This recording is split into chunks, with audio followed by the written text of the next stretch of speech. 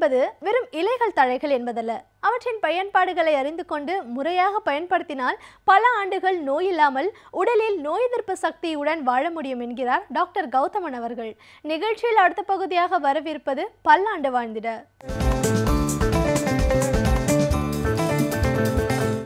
அன்பான கலைஞர் தொலைக்காட்சி நேயர்களுக்கு என்னுடைய இனிமையான காலை வணக்கங்கள். இன்றைக்கி நம்ம பார்க்கக்கூடிய தாவரத்துடைய பெயரே நம்ம குழந்தை காலத்தில் விளையாட்டக்கூடிய ஒரு முக்கியமான ஒரு தாவரமாக இது இருந்திருக்கும். தொட்டால் சினிங்கி அப்படின்னு சொல்லக்கூடிய ஒரு செடி. அந்த இலையை அப்படி தொட்டோன்னா அப்படியே சுருங்கிடும். 10 நிமிஷம் கழித்து பார்த்தோன்னா திருப்பி விளங்கியிருக்கும். முட்களோடு இருக்கக்கூடிய ரொம்ப அழகான பிங்க் நிறத்தில் இருக்கக்கூடிய பூக்களோடு இருக்கக்கூடிய ஒரு தாவரம். பொதுவாகவே இந்த வயது ஒரு 35 வயது இருக்கக்கூடியவர்கள் யாருக்குமே தொட்டாச்சினிங்கி தெரியாது அப்படின்னு சொல்லவே முடியாது. அந்தளவுக்கு தொட்டாச்சினிங்கி எல்லாருக்கும் தெரிந்த ஒரு மூலிகை. தொட்டாச்சினிங்கி அப்படிங்கிறது நம்ம ஆயுர்வேதத்தில் பார்த்திங்கன்னா தீர்க்க முடியாத நோய்களை நீக்குகின்ற, ஈவன் புற்றுநோய் சம்பந்தப்பட்ட பிரச்சனைகளை கூட தீர்க்கின்ற ஒரு மிகப்பெரிய மருந்து அப்படின்னு சொல்லலாம். தொட்டாசினிங்கியுடைய முழு தாவரத்தையே நம்ம மருந்துக்கு பயன்படுத்துகிறோம். தொட்டாசினிங்கியுடைய வேர் மிக முக்கியமாக மருந்துக்கு பயன்படுத்துகின்ற ஒரு முக்கியமான ஒரு பொருள். சமீப காலமாக பெண்களுக்கு ஏற்படுகின்ற ஒரு முக்கியமான பிரச்சனை, அதாவது அந்த மெனோபாஸ்ன்னு சொல்லக்கூடிய மாத விலக்கு நிற்கக்கூடிய காலம் 50 இருந்தது, 48ஆக மாறியது, 45, 40ஆக மாறி இப்போது 35 வந்து நின்றுச்சு. அன்ஃபார்ச்சுனேட்லி பார்த்திங்கன்னா 100ல் குறைந்தது 20 பெண்கள் இன்றைக்கு 35 வயதிலேயே அவங்களுடைய இனப்பெருக்க வயதை எய்தி விடுகிறார்கள். அதுக்கு மேலே அவர்களுக்கு குழந்தை பிறப்பதற்கான வாய்ப்புகளே இல்லை அப்படின்னு ஆயிடுது.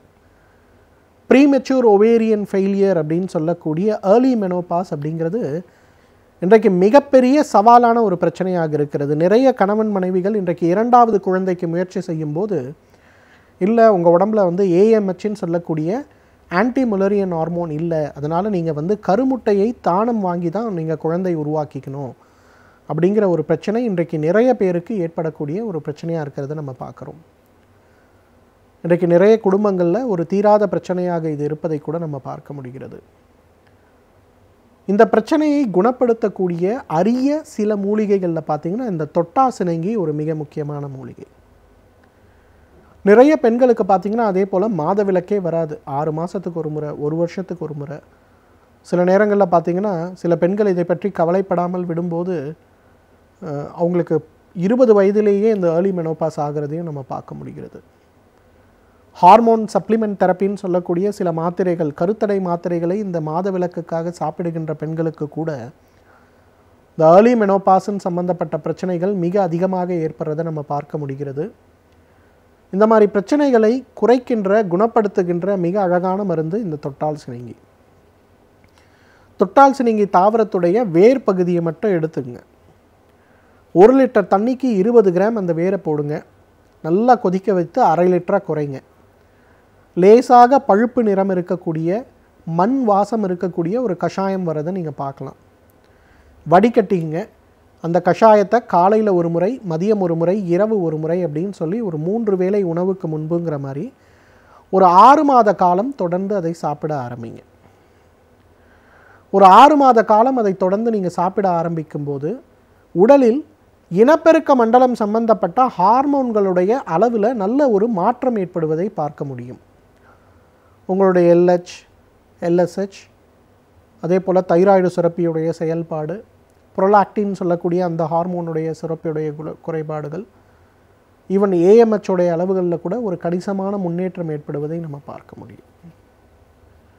அந்த அளவுக்கு ப்ரீமெச்சூர் ஒவேரியன் ஃபெயிலியர் அப்படின்னு சொல்லக்கூடிய ஏர்லி மெனோபாஸ் சம்பந்தப்பட்ட பிரச்சனைகளுக்கும், 2வது குழந்தை, அதாவது 32 வயதுக்கு மேலே 2வது குழந்தைக்கு முயற்சி செய்து கொண்டிருக்கக்கூடிய பெண்களுக்கும் நல்ல ஒரு பலனை கொடுக்கக்கூடிய ஒரு மருந்து வந்து இந்த தொட்டால் சினிங்கியுடைய வேர்.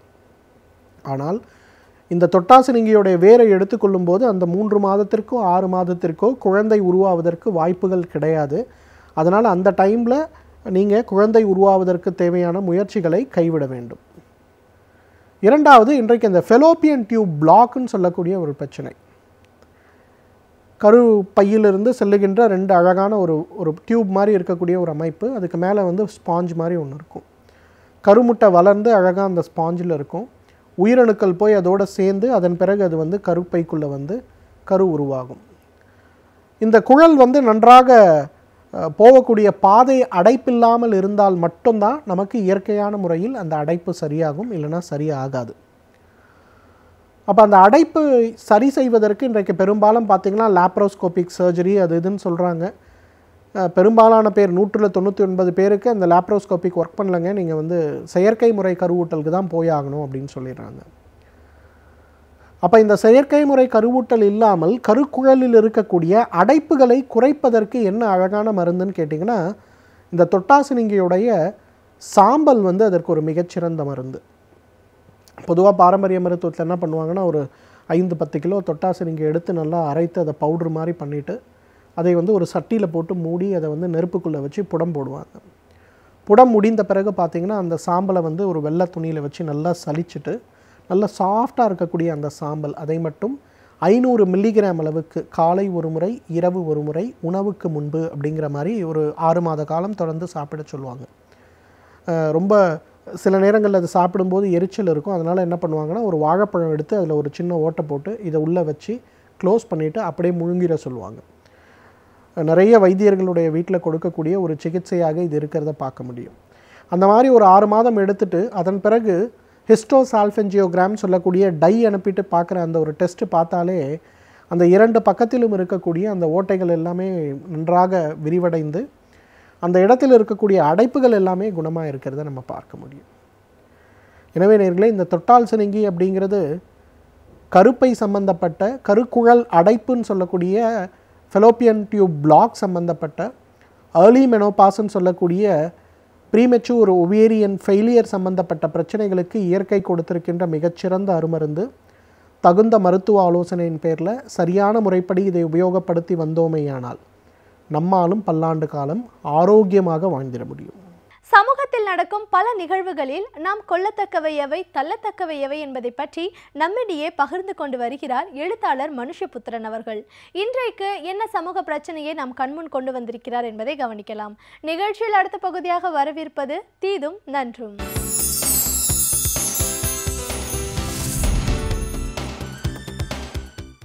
வணக்கம் நண்பர்களே, இன்னும் இனிய காலை பொழுதில் தீதும் நன்றும் நிகழ்ச்சியில் உங்களை சந்திப்பதில் மிக்க மகிழ்ச்சி அடைகிறேன். இன்றைக்கு நாம் தொழில்நுட்பம் தொடர்பான வேறொரு பிரச்சனையை பற்றி பேசப்போகிறோம். தொழில்நுட்பம் ஏற்படுத்தக்கூடிய எதிர்மறை விளைவுகளை பற்றி நாம் அதிலே பேசி வரக்கூடிய பல விஷயங்களில் இதுவும் ஒன்று. அதாவது சுய மருத்துவம், செல்ஃப் மெடிகேஷன் என்றால் என்ன? தனக்குத்தானே வைத்தியம் பார்த்துக்கொள்வது, அல்லது அப்படி அது வைத்தியம் பார்ப்பதற்கு துணையாக இணையத்தில் கிடைக்கக்கூடிய சில தகவல்களை பெறுவது. உதாரணமாக, எனக்கு ஒரு உடல்நல கோளாறு இருக்கிறது, ஒரு பிரச்சனை இருக்கிறது என்றால் அந்த பிரச்சனைக்கு என்ன மருந்து என்று இணையத்தில் தேடுவது. யாராவது அதற்கு ஏதாவது ஒரு மருந்தை எங்காவது பரிந்துரைத்திருப்பார்கள், அதை நான் உட்கொள்வது.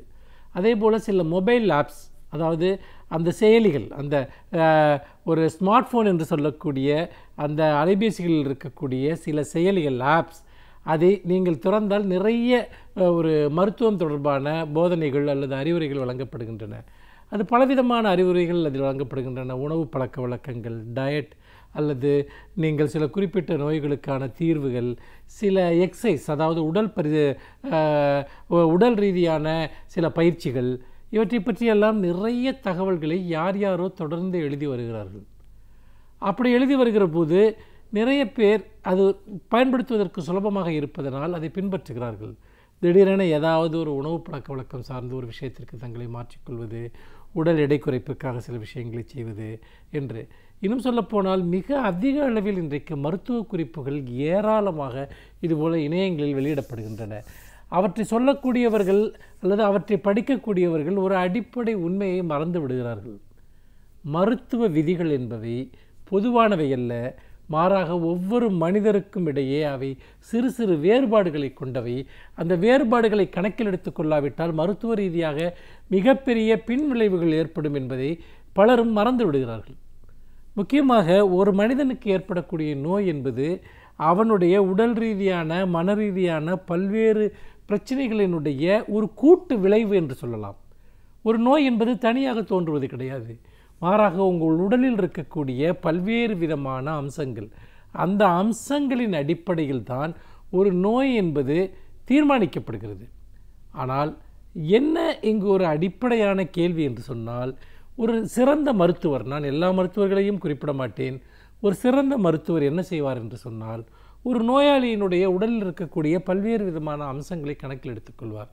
ஒரு நோயாளிக்கு எவ்வளவு டோசேஜ் மருந்து கொடுக்கலாம், அவர் உடம்பில் இருக்கக்கூடிய மற்ற தாங்கும் திறன், மற்ற அம்சங்கள், அவருக்கு வேறு ஏதேனும் உடல் உபாதைகள் இருக்கின்றனவா, அறுவை சிகிச்சை செய்திருக்கிறாரா.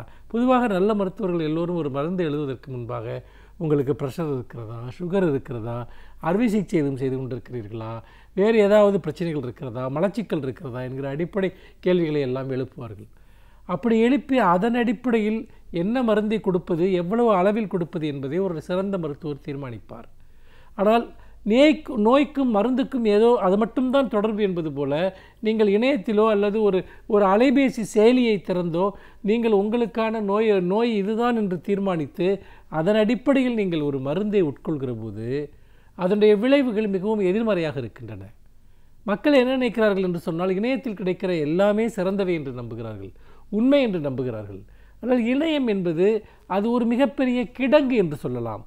எல்லோரும் யார் வேண்டுமானாலும் அங்கே என்ன கருத்துக்களை, அறிவுரைகளை வேண்டுமானாலும் கொட்டி வைக்கலாம். அதை எழுதுகிறவர்கள் என்ன விதமான பார்வையோடு எழுதினார்கள், அவை உண்மையானவையா, அறிவியல் பூர்வமானவையா என்பதற்கெல்லாம் எந்த ஆதாரமும் கிடையாது. ஆனால் கண்மூடித்தனமாக இணையத்தின் வழியாக வரக்கூடிய செய்திகளை நம்புவது, அதன் அடிப்படையில் தனக்குத்தானே மருந்துகளை உட்கொள்வது, இதன் காரணமாக இந்த போக்கு மிகவும் அதிகரித்து வருகிறது. தனக்குத்தானே வைத்தியம் பார்த்து கொள்ளக்கூடிய இந்த போக்கு அதிகரித்து வருவதை நாம் பார்க்கிறோம்.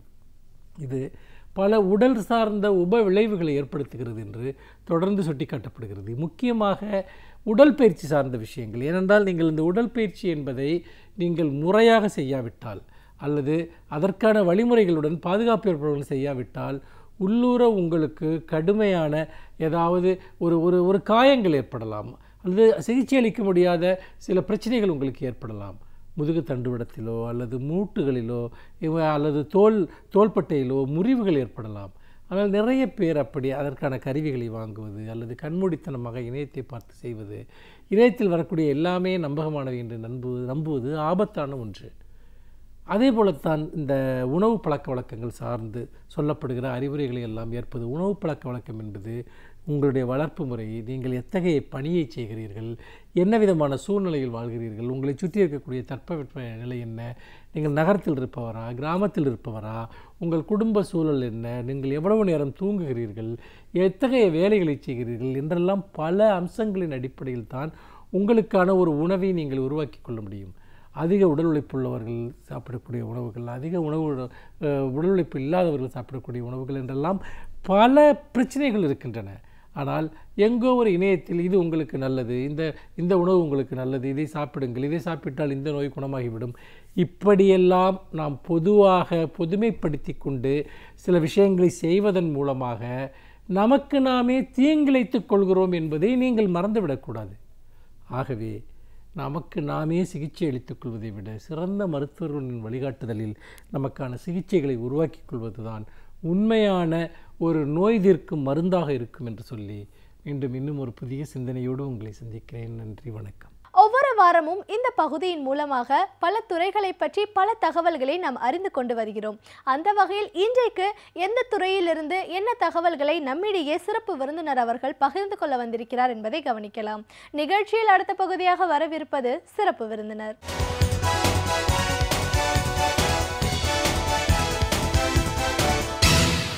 வணக்கம் நேயர்களே, விடியலே வா நிகழ்ச்சியின் சிறப்பு விருந்தினருக்கான நேரம் இது. இன்றைய சிறப்பு விருந்தினர் நரம்பியல் மற்றும் மனோதத்துவ மருத்துவர் டாக்டர் என்னப்படம் எஸ் கிருஷ்ணமூர்த்தி.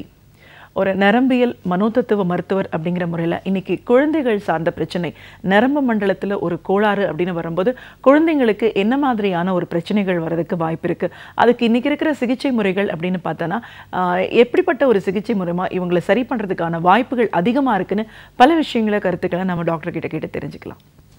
வணக்கம் டாக்டர். வணக்கம். நரம்பியல் மற்றும் மனோதத்துவ மருத்துவராக முதல்ல எங்கள் நிகழ்ச்சிக்கு உங்களை நாங்கள் வரவேற்கிறோம் சார். தேங்க்யூ. நரம்பியல் அப்படின்னு சொல்லும்போது நரம்பு சார்ந்த கோளாறு, மூளை பாதிப்பு அப்படின்னு வரும்போது ஒரு பெரிய ஒரு பாதிப்பு, அவங்களுடைய வாழ்க்கையே ஒரு செயலிழந்து போகக்கூடிய ஒரு சூழலை நம்ம பார்த்துட்ருக்கோம். அதுலேயும் இன்னும் குழந்தைகள் அப்படின்னு வரும்போது ஒரு குறைபாடோட குழந்தைகள் பிறக்கும்போது அவங்களுக்கான ஒரு பிரச்சனை அப்படின்னு பார்க்கும்போது ஒரு பெரிய கேள்விக்குறி. அந்த குடும்பத்துக்கும் சரி அந்த குழந்தைக்கும் சரி அவங்கள ஒரு இயல்பான நிலைக்கு கொண்டு வருது அப்படிங்கிறது ஒரு பெரிய கேள்விக்குறின்னு சொல்லலாம். நரம்பியல் மருத்துவம், ஆங்கில மருத்துவத்தையும் மற்ற ஆயுர்வேதா, சித்தா, அந்த நேச்சுரோபதி மூலமாக எல்லாத்தையும் கம்பைன் பண்ணி நம்ம கொடுக்கும்போது ஒரு பூரணமான ஒரு தீர்வு கிடைக்கிறதுக்கான ஒரு வாய்ப்பு இருக்குன்னு நீங்கள் சொல்லிட்டு இருக்கீங்க. ஒரு மனோதத்துவ மருத்துவர் அப்படிங்கிற முறையிலையும் நரம்பியல் மருத்துவர் அப்படிங்கிற முறையிலையும் இன்னைக்கு சின்ன குழந்தைங்களுக்கு எப்படிப்பட்ட ஒரு பாதிப்புகள் வரும், அதை நம்ம எப்படி கண்டுபிடிக்கலாம், ஒரு பிரச்சனை இருக்குன்னு தெரிஞ்சதுக்கு அப்புறமா அவங்களுக்கான சிகிச்சை முறை அப்படின்னு வரும்போது என்னென்னலாம் இருக்கு, இப்படி பல விஷயங்களை எங்கள் நேர்களோட இன்னைக்கு நீங்கள் முழுமையாக பகிர்ந்துக்கணும் டாக்டர். முதல்ல இப்போ நரம்பு மண்டலம் பாதிப்பு, மூளை பாதிப்பு அப்படின்னு வரும்போது இது எந்த காலகட்டத்தில் தெரிய வரும்? ஒரு குழந்தை பிறக்கும் போதேவா, இல்லை வயிற்றில் இருக்கும் போதேவா, பிறந்த உடனே என்ன மாதிரியான ஒரு பிரச்சனைகளோட குழந்தைகள் பிறக்கிறாங்க? ஸோ குழந்தைகள் கருவாக ஆகும்போதே நியூரோ டெவலப்மெண்டல் அப்நார்மாலிட்டிஸ்ன்னு சொல்லுவோம். அதுக்கு தான் இப்போ அல்ட்ராசவுண்ட் ஸ்கேனிங் பண்ணிக்கணும், ரொம்ப முக்கியம். ப்ரெக்னென்சியில் இந்த டைமில் பண்ணணும்னு சொல்கிறது காரணமே. ஸோ டியூரிங் த ப்ரெக்னென்சி டைம்லேயே கண்டுபிடிக்கிறதுக்கு வாய்ப்பு இருக்குது. அது மைல்டாக இருக்கலாம், சிவியராகவும் இருக்கலாம். அதை பேஸ் பண்ணி ஆக்ஷன்ஸ் டாக்டர்ஸ் ரெக்கமெண்ட் பண்ணுவாங்க.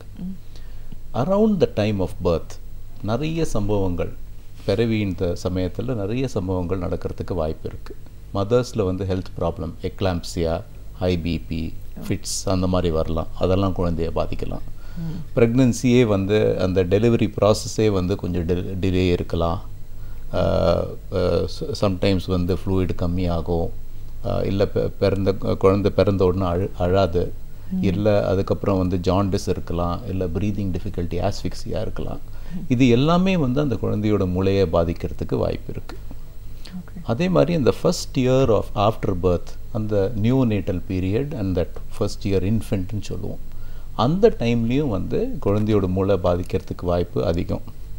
ஸோ அந்த டைமில் சீஷர்ஸ் வரலாம், ஃபிட்ஸ் வரலாம், இன்ஃபெக்ஷன்ஸ் வரலாம், மூளையை பாதிக்கிற மாதிரி, குழந்தை தவறி கீழே விழலாம், எவ்வளவோ சம்பவங்கள் நடக்கலாம். ஸோ இது மொத்தமாக ஒட்டுமொத்தமாக நாங்கள் பார்க்கும்போது இந்த குழந்தையோடு ப்ரெக்னன்சி, கன்செப்ஷன், அந்த டெலிவரி பீரியட், ஆஃப்டர் டெலிவரி எல்லாமே ஆப்டிமலாக சரிசமமாக இருந்ததா, இல்லை பிரச்சனைகள் இருந்ததா, அந்த ஹிஸ்ட்ரி எடுத்து பார்க்கும்போது பிரச்சனை இருக்கிற குழந்தைகளை பார்த்தீங்கன்னா அந்த டைமில் ஏதாவது ஒரு பிரச்சனை வந்திருக்கும், சம் டிஃபிகல்ட்டி இருந்திருக்கும் டியூரிங் திஸ் டைம் பீரியட். ரெண்டாவது, இது என்ன மாதிரி விளைவுகள் இதனால் வரலாம் அப்படின்னு நீங்கள் பார்த்தீங்கன்னா ப்ராடாக 3-4 கேட்டகரிஸில் வரும். ஒன்று லேர்னிங் இன்டெலிஜென்ஸ், ஸோ மூளை வளர்ச்சி, அறிவு, கற்றுக்கிற தன்மை, அந்த எபிலிட்டிஸ், அதை பாதிக்கலாம். ரெண்டாவது நீங்கள் பார்த்தீங்கன்னா பிஹேவியர்னு சொல்லுவோம். ஸோ சில குழந்தைங்களுக்கு ஹைப்பர் ஆக்டிவிட்டி ரொம்ப இருக்கும், சில குழந்தைங்களுக்கு ரொம்ப தேவையில்லாமல் அழுதுகிட்டே இருக்கும், டெம்பர் டேண்ட்ரம்ஸ் ரொம்ப இருக்கும், கண்ட்ரோலே பண்ண முடியாமல் இருக்கும். அந்த மாதிரியெல்லாம் ஆங்கர், கோபம் வருது, இரிட்டபிலிட்டி, இந்த மாதிரி சிம்டம்ஸ் இருக்கிறதுக்கு வாய்ப்பு இருக்குது. அது பிஹேவியரல் சிம்டம்ஸ். அப்புறம் இமோஷ்னல் எக்ஸ்பிரஷன், சோஷியலைசேஷன்னு சொல்லுவோம். குழந்தை எல்லா குழந்தைகளையுமே ஒரு ஏர்லி ஏஜ்லேயே ஒரு சோஷியல் ஸ்மைல், ஒருத்தரை பார்க்கும்போது சிரிக்கிறது, மதர் அண்ட் ஃபாதரை ரெக்கக்னைஸ் பண்ணுறது, நார்மலாக அந்த சோஷியல் பாண்டிங்க்கு ஒரு இன்ட்ரெஸ்ட் காட்டுறது, கட்டிக்கிறதுக்கு ஒரு இன்ட்ரெஸ்ட் காட்டுறது, அஃபெக்ஷன் காமிக்கிற ஒரு இன்ட்ரெஸ்ட் காட்டுறது, அதெல்லாம் அந்த இமோஷ்னல் சோஷியலைசேஷன் அதில் வரும். ஸோ இந்த மாதிரி டிஃப்ரெண்ட், இது எல்லாமே மூளையோட எக்ஸ்ப்ரெஷன்ஸ் தான். ஸோ ஒரு குழந்தைக்கு பாதிப்புன்னு வரும்போது இந்த டிஃப்ரெண்ட் வேஸில் ஒரு குழந்தை பாதிக்கப்படலாம். இது நம்ம ஃபாலோ பண்ணிட்டு வரும்போது மைல் ஸ்டோன்ஸ் ஆஃப் டெவலப்மெண்ட் நார்மலாக இருக்கா, குழந்தையோட பிஹேவியர் நார்மலாக இருக்கா, குழந்தை மற்றவங்களோட இன்ட்ராக்ட் பண்ணுறது நார்மலாக இருக்கா, ஃபிசிக்கலி மோட்டார் ஆக்டிவிட்டி, ஒரு வயசில் குழந்தை கவுந்து படுக்கணும்னு சொல்லுவோம், ஒரு வயசில் முட்டியில் மூவ் பண்ணணும்னு சொல்லுவோம், உட்காரணும்னு ஃபீல் பண்ணுவோம், நிற்கணும்னு ஃபீல் பண்ணுவோம், நடக்கணும்னு ஃபீல் பண்ணுவோம். இந்த மைல் ஸ்டோன்ஸ் நார்மலாக டெவலப் ஆகுது. இது எல்லாமே மூளையோட ஃபங்க்ஷன்ஸ், இது எல்லாமே இதில் பிரச்சனைகள் எதில் ஒரு பிரச்சனை இருந்தாலும் அது மூளையில் ஏதோ ஒரு பாதிப்போடு அறிகுறியாக இருக்கலாம். இது நம்ம ஞாபகம் வச்சுக்கிறது ரொம்ப முக்கியம். ஓகே. ஸோ நரம்பு மண்டலத்தில் அது கன்செப்ஷன் ஸ்டேட்லேருந்து டெலிவரி ஆகி அந்த ஃபஸ்ட் இயர் வரைக்கும் எந்த ஸ்டேஜில் வேணால் பாதிப்புகள் வர்றதுக்கு வாய்ப்பு இருக்குன்னு சொல்லியிருக்கீங்க. இப்போ பாதிப்பு அப்படின்னா என்ன மாதிரியான ஒரு பாதிப்புகள் வரும், என்ன மாதிரியான நம்ம வந்து இது ஒரு நோய் அப்படின்னு சொல்கிறோமே, என்ன வரதுக்கு வாய்ப்பு இருக்குது? ஸோ சில பாதிப்புகள் நம்ம பார்க்கும்போது நமக்கே அது வந்து நோயின்னு வந்து ஒரு டவுட்டே இருக்காது. ஃபார் எக்ஸாம்பிள் ஃபிட்ஸ் இல்லை சீஷர்ஸ் ஒரு குழந்தைக்கு வரும்போது எபிலெப்சின்னு சொல்லுவோம். அது ஒரு பிரச்சனை, கண்டிப்பாக வந்து நம்ம டாக்டரோட ஹெல்ப் அணையணும், அதுக்கு ட்ரீட்மெண்ட் வேணும். அதே மாதிரி ரொம்ப high fever, brain fever, infections இது மாதிரி வரும்போது வி நோ டெஃபினெட்லி இது ஒரு பிரச்சனை அப்படின்னு சொல்லிட்டு.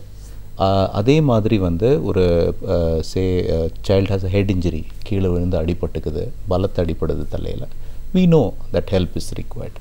பட் அந்த மாதிரி சந்தர்ப்ப சூழ்நிலைகளை விட்டுட்டிங்கன்னா பெரும்பாலும் வந்து பேரண்ட்ஸுக்கு சில திங்ஸ் ப்ராப்ளம்ஸ்னு they don't recognise. Not just அந்த first year, we are now talking அந்த 3rd to 4th இயர் அந்த ஏஜுக்குள்ளே, ஸ்கூலுக்கு போகிறதுக்குள்ள அந்த ஏஜுக்குள்ளே we are talking about things. அந்த டைமில் நீங்கள் பார்த்தீங்கன்னா ஹைப்பர் ஆக்டிவிட்டி, நிறைய சில்ட்ரன் வந்து கொஞ்சம் துருத்துருன்னு இருக்கும், அது டிஃப்ரெண்ட். ஒரு ஹைப்பர் ஆக்டிவ் சைல்டுன்னு நம்ம சொல்லும்போது இது எப்படா அந்த குழந்தை குவைட்டாக இருக்கும்னு ஒரு ஃபீலிங் வந்துடும். ஏதோ ஒரு ரேடியோ ஆஃப் பண்ணுற மாதிரி கொஞ்சம் நேரத்துக்கு ஒன்று ஆஃப் பண்ண முடியாதா அப்படின்னு ஒரு பேரண்ட்ஸ்கிட்ட ஒரு ஃபீலிங் வரும். ரொம்ப டிஸ்ரப்டிவ் பிஹேவியர் நிறைய இருக்கும், திங்ஸை போட்டு உடைக்கிறது, இல்லை டேஞ்சரே தெரியாமல் வந்து ஆக்ட் பண்ணுறது, கீழே விட்டால் டக்குன்னு போய் ஏதோ செஞ்சிடுறது, இதெல்லாம் வந்து அந்த ஹைப்பர் ஆக்டிவிட்டியோட அறிகுறிகள். அந்த குழந்தைங்களுக்கு கவனக்குறைவும் கம்மியாக இருக்கும், நம்ம பேசும்போது கேட்டுக்காத மாதிரி இருப்பாங்க, கூப்பிட்டா வந்து உடனே பதில் சொல்ல மாட்டாங்க. So attention deficit and hyper activity இது ஒரு ப்ராப்ளம். இது வந்து மெனி பேரண்ட்ஸ் வந்து ப்ராப்ளம்னு ரெக்கக்னைஸ் பண்ண மாட்டாங்க அன்டில் அ சர்டன் ஏஜ். இல்லை ஸ்கூலுக்கு போய் ஸ்கூலில் தே வில் சே இந்த குழந்தையோட எங்களால் வந்து மேனேஜ் பண்ண முடியல அப்படின்னு சொல்லும்போது தான் பேரண்ட்ஸ் அது ஒரு ப்ராப்ளமாக இருக்குமோ அப்படின்னு. இன்னொரு பிரச்சனை லாங்குவேஜ் டெவலப்மெண்ட், ஸ்பீச் டெவலப்மெண்ட். இது நீங்கள் பார்த்தீங்கன்னா வந்து அது நிறைய வேரி ஆகலாம். எல்லாருக்குமே வந்து ஃபஸ்ட்டு 1.5 இயர்ஸில் ஸ்பீச் வரணும்னு அவசியம் கிடையாது. 3 இயர்ஸில் கூட வரும், 4 இயர்ஸில் கூட வரும். ஆனால் அந்த மாதிரி டிலே ஆகும்போது அதோட வந்து சர்டன் அடிஷ்னல் ஃபீச்சர்ஸ் இருக்கான்னு பார்க்குறது ரொம்ப முக்கியம். ஃபார் எக்ஸாம்பிள் வந்து இந்த நான் சொன்னேன் இல்லையா, அந்த சோஷியலைசேஷன், கண்ணுக்கு கண்ணு பார்க்குறது, சோஷியலாக ஸ்மைல் பண்ணுறது, அஃபெக்ஷனை ரிசீவ் பண்ண தெரியுறது, பாசத்தை ரிசீவ் பண்ண தெரியுது, பாசத்தை கொடுக்க தெரியுறது, இன்னொருத்தரோட விளையாட தெரியுது, கேம்ஸ் விளையாட, சின்ன சின்ன கேம்ஸ், ஒரு பாலை தூக்கி போட்டால் திருப்பி தூக்கி போடணும் அப்படின்னு தெரியுறது. இதெல்லாம் வந்து லாங்குவேஜ் டெவலப்மெண்ட்டும் ஸ்லோவாக இருந்து இதெல்லாமும் பாதிக்கப்பட்டதுன்னா தென் நம்ம ஆட்டிஸ்டிக் ஸ்பெக்ட்ரம் டிஸார்டர் அந்த மாதிரி கண்டிஷன்ஸ் இருக்குமோன்னு நம்ம சஸ்பெக்ட் பண்ணணும். ஸோ லாங்குவேஜ் டெவலப்மெண்ட்டை பற்றி பேரண்ட்ஸ் நார்மலி வரி பண்ணுவாங்க, அதோடு இந்த மாதிரி ஃபீச்சர்ஸ் இருந்தால் ஆட்டிஸ்டிக் ஸ்பெக்ட்ரம் இருக்கான்னு பார்க்கணும். சம் சில்ட்ரன் வந்து பிறவிலேருந்தே வந்து கொஞ்சம் ஊனத்தோடு பிறந்துருவாங்க. ஒரு பாகம் கொஞ்சம் வீக்காக இருக்கும், இல்லை கால் மட்டும் கொஞ்சம் வீக்காக இருக்கும். அஃப்கோர்ஸ் அந்த மாதிரி சில்ட்ரன் வந்து பேரண்ட்ஸ் பெரும்பாலும் சீக்கிரமாகவே வந்து டாக்டர்ஸ்ட்டை கூட்டிகிட்டு வருவாங்க. பட் அதுவும் வந்து நெக்லெக்ட் ஆகிறதுக்கு வாய்ப்பு இருக்குது. அதே மாதிரி சம் சில்ட்ரனாக கொஞ்சம் ஸ்லோவாக இருப்பாங்க, டல்லாக இருப்பாங்க, அண்டர்ஸ்டாண்டிங் இருக்காது. அது வந்து இன்டலெக்சுவல் இம்பேர்மெண்ட் இல்லை மென்டல் ரிட்டார்டேஷன் அப்படின்னு சொல்லுவோம். அந்த மாதிரி பிரச்சனைகளும் வந்து நம்ம இது குவைட் சைல்டு போல் அப்படின்னு நம்ம வந்து தள்ளி போடுறதுக்கு வாய்ப்பு இருக்குது. ஏன்னா எல்லாருக்குமே வந்து தான் குழந்தைக்கு பிரச்சனை இருக்குதுன்னு ஒரு அக்னாலேஜ் பண்ணுறதுக்கு இல்லை அதை ரெக்கக்னைஸ் பண்ணிக்கிறதுக்கோ அதை டயக்னோஸ் பண்ணுறதுக்கோ ஒரு தயக்கம் இருக்கிறது ரொம்ப நார்மல் தான். அதனால் நம்ம டிலே பண்ணுவோம். கண்டிப்பாக சார். இப்போ நீங்கள் பிரச்சனைகள் அப்படின்னு சொல்லும்போது 3 விதமான ப்ராப்ளம்ஸ் சொல்லியிருக்கீங்க சார். நம்ம ஒன்று பற்றியும் விரிவாக பேசலாம். இந்த ஹைப்பர் ஆக்டிவிட்டி சொல்லியிருக்கீங்க பார்த்தீங்கன்னா, ஸோ இப்போ ஒரு ஹைப்பர் ஆக்டிவ் சைல்டை நார்மலாக இருக்கிற துருத்துரு இருக்கிற பசங்கள்லேருந்து ஒரு ப்ராப்ளமேட்டிக் கிட்ட ஃபஸ்ட்டு எப்படி ஐடென்டிஃபை பண்ணுறது? ஒரு பிரச்சனை இருக்குது, மருத்துவர்கிட்ட போய் பார்த்து இவங்களுக்கு இது ஹைப்பர் ஆக்டிவ் சைல்டுன்னு நம்ம தெரிஞ்சப்புறம் எப்படி ட்ரீட் பண்ணுறோம்? Right. So attention deficit hyper activity இது ரெண்டுமே இருக்கிற டிஸார்டர் தான் ADHD அப்படின்னு சொல்கிறோம். அதில் சில குழந்தைங்களுக்கு ப்ரிடாமினென்ட்லி மெயினாக வந்து அட்டென்ஷன் டெஃபிசிட் மட்டும் இருக்கலாம். இன்ஃபேக்ட் அதுதான் வந்து ஆஃபன் டயக்னோஸ் பண்ண மாட்டோம், ஏன்னா அந்த சைல்டு ரொம்ப குவைட்டாக இருக்கும், ஆனால் கவனம் இருக்காது. ஹைப்பர் ஆக்டிவிட்டி வந்து இன்னும் ஆப்வியஸ் சிம்டம், பார்த்தாலே எல்லாருக்கும் தெரியும். இப்போ சாதாரண துருத்துருத்தனம் வந்து பெரும்பாலும் ஒரு அளவுக்கு நம்ம கைடு பண்ணினா கன்ஸ்ட்ரக்டிவாக இருக்கும். ஸோ அந்த மாதிரி துருத்துருத்தனம் இருக்கிற சைல்டை வந்து நம்ம ஒரு ஆக்டிவிட்டியில் எங்கேஜ் பண்ணி நம்ம வெல் எங்கேஜாக வச்சோன்னா த சைல்டு ஆஃபன் அந்த ஆக்டிவிட்டியில் ஒரு என்கேஜ்மெண்ட் காட்டும், அதில் ஒரு ஃபோக்கஸ் காமிக்க முடியும். ஒரு ஹைப்பர் ஆக்டிவ் சைல்டுக்கு வந்து நம்ம எவ்வளோ கைட் பண்ணாலும் எவ்வளோ ஆப்பர்ச்சுனிட்டி கொடுத்தாலும் அந்த ஃபோக்கஸ் வர்றது ரொம்ப கஷ்டம். அண்ட் நிறைய டிஸ்ரப்டிவ் பிஹேவியர் இருக்கும். ஸோ ஒரு டாயை கொடுத்தா உடனே அது போட்டு உடைக்கிறது, அந்த மாதிரி ஒரு தன்மை. இல்லை ஒரு இடத்துல வெளியில் போகும்போது வந்து பேரண்ட்ஸோடு நடக்காமல் திடீர்னு டம்மு வந்து ரோடை கிராஸ் பண்ணி ஓடுறது, இதெல்லாம் தான் அந்த ஹைப்பர் ஆக்டிவ் சைல்டு ஒரு டேஞ்சர் அறியாமல், ஒரு ஃபியர் ஆஃப் ஸ்ட்ரேஞ்சர்ஸ் இருக்காமல், நம்ம தப்பு செய்யக்கூடாதுன்னு ஒரு ஃபீலிங்கே இருக்காமல் தட் சைல்டு டெமான்ஸ்ட்ரேட்ஸ் நிறைய ஹைப்பர் ஆக்டிவிட்டி. சச் சில்ட்ரன் ஸ்கூலில் நீங்கள் பார்த்தீங்கன்னா அடிக்கடி they will get into trouble. ஒரு இடத்துல உட்கார மாட்டாங்க, கிளாஸுக்கு என்றைக்குமே ஆர்கனைஸ்டாக போக மாட்டாங்க. நம்ம பென்சில் எடுத்துகிட்டு போனோம், பென்சில் பாக்ஸ் எடுத்துகிட்டு போனோம், புஸ்தகங்கள் எடுத்துகிட்டு போனோம், அந்த கிளாஸுக்கு நம்ம பிளான் பண்ணணும், அது அவங்களுக்கு ஆஸ் தே க்ரோ ஆல்சோ அந்த ஒரு வளர்ச்சி வரவே வராது. So that is all very typical of attention deficit and hyperactivity. அந்த குழந்தைங்களை பார்த்தீங்கன்னா ரொம்ப பேசும்போது இன்டெலிஜெண்ட்டாக இருக்கலாம், நம்ம என்கேஜ் பண்ணும்போது ரொம்ப குயிக்காக வந்து புரிஞ்சுக்கிற மாதிரி கூட இருக்கலாம். ஆனால் பர்ஃபார்மன்ஸ்னு வரும்போது பர்ஃபார்மன்ஸ் நல்லா இல்லாமல் போகிறதுக்கு வாய்ப்பு இருக்குது. அண்ட் ஸோ அவங்க academic performance is one thing. அடிக்கடி அவங்க வந்து பேரண்ட்ஸ் டாக்டர்கிட்ட கூட்டிகிட்டு வர காரணம் வந்து அந்த அகாடமிக் பர்ஃபார்மன்ஸ்க்காக. ஏன் இந்த குழந்தைக்கு எல்லாமே புரிகிற மாதிரி இருக்குது, பட் எதுவுமே சரியாக எக்ஸாமில் வரும்போது பதில் சொல்கிறதில்ல, இல்லை ஒரு கொஸ்டின் வரும்போது சரியாக பதில் சொல்கிறதில்ல அப்படின்னு ஒரு கன்சர்ன் வரதுக்கு வாய்ப்பு இருக்குது. இந்த சில்ட்ரனுக்கு வந்து ஒரு 20% ADHD இருக்கிற சில்ட்ரனுக்கு டிஸ்லெக்ஸியா, தட் இஸ் வார்த்தைகளை லெட்டர்ஸ் நம்பர்ஸ் இதெல்லாம் புரிஞ்சிக்கிற ஒரு தன்மை வந்து குறைவாக இருக்கிறது. ஸோ அதை வந்து அதில் நிறைய மிஸ்டேக் பண்ணுறது, நிறைய ஸ்பெல்லிங் மிஸ்டேக் பண்ணுறது, இந்த ஆன்சர் ஷீட்டில் நிறைய ஸ்பெல்லிங் மிஸ்டேக் பண்ணுறது, இந்த தன்மைகள் அதிகமாக இருக்கிறதுக்கு நிறைய வாய்ப்பு உண்டு. அந்த டிஸ்லெக்ஸியா கோமார்பிட், அந்த ADHDயோட டிஸ்லெக்ஸியா சேர்ந்து இருக்கும்போது அந்த மாதிரி பிரச்சனைகளும் வரும். இதுக்கு ட்ரீட்மெண்ட்னு நீங்கள் பார்த்தீங்கன்னா மெடிகேஷன் இருக்குது. Different types of medicines are there. இப்போது வந்து பெரும்பாலும் நம்ம வந்து 2 to 3 different types of medicines we are using இந்த மாதிரி சில்ட்ரனுக்கு ஹெல்ப் பண்ணுறதுக்கு. பட் எல்லாருக்குமே மெடிசன் வேணும்னு அவசியம் கிடையாது. அது இட் இஸ் அ ஜட்ஜ்மெண்ட், ஒரு குழந்தையை பார்த்துட்டு நம்ம டிசைட் பண்ணணும்.